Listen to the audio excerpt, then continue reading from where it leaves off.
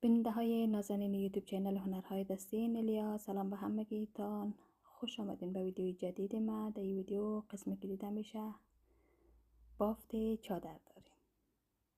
بافت چادر یا بافت حاشیه که برای هر نوع بافت، برای هر نوع چادر، پتو، سرمیزی، هر چیزی این بافت به درد میخوره. بسیار یک بافت مقبول و آسان است. به درخواست یکی از خواهرای عزیز این بافته با شما عزیزا همه طریقه بافت شد شریک ساختیم. اول یک حلقه دوری کروشنیل یا قلاب ما میزنیم. باز یک بافت پای کوتاه 5 زنجیر دارم.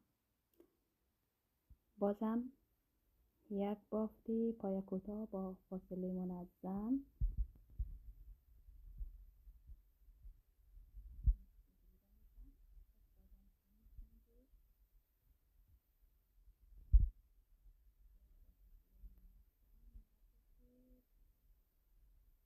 و همین روش ادامه میتونم. البته این بافت همه به قسم نمونه میبافم برای خواهر عزیز ما، برای کسایی که علاقمندی بافت هستن و میخواین این دیزاین که مقبول بافته ببینن.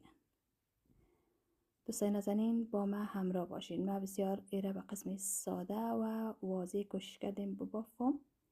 با ما همراه باشین تا آخر ویدیو. امی که چگونه شروع شد و چگونه ختم میشه هم ببینین.